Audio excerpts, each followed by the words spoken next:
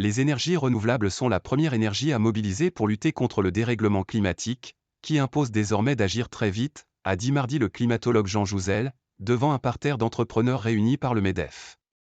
C'est maintenant qu'il faut agir, c'est très clair, et malheureusement ce n'est pas ce que nous faisons puisque les émissions de gaz à effet de serre, liées aux combustibles fossiles continuent à augmenter, a-t-il souligné lors d'un débat aux rencontres des entrepreneurs de France 2023. Que va-t-on pouvoir faire d'ici 2030 à l'échelle planétaire?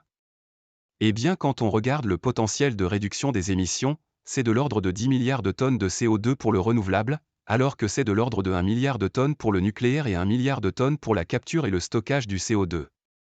Aujourd'hui, pour limiter le réchauffement à 1,5 degré Celsius, nous n'avons plus que 5 ans d'émissions au rythme actuel, et un peu moins de 15 ans si on veut le limiter à 2 degrés. En réalité, nous partons de façon quasi délibérée vers un réchauffement qui pourra atteindre 3 degrés Celsius, voire 4 degrés Celsius en France, a souligné cet ancien responsable du groupe d'experts climat de l'ONU, GIEC.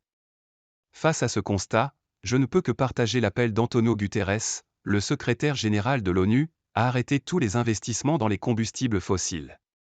Cette transition, je suis désolé Jean, elle prendra du temps, a répondu, à ses côtés, le PDG de Total Energies Patrick Pouyanné. Je respecte l'avis des scientifiques mais il y a la vie réelle, a-t-il dit, assumant de poursuivre ses investissements pétrogaziers car la demande croît, je dois assurer la sécurité d'approvisionnement au coût le plus efficace. Le Suisse Bertrand Piccard, président de la Fondation Solar Impulse, a pour sa part appelé à changer de paradigme. On croit que c'est difficile car on passe d'une situation aujourd'hui assez simple, où on a du fossile et du nucléaire, à une situation où les sources d'énergie seront multiples et intermittentes, a-t-il dit, énumérant les sources renouvelables à disposition.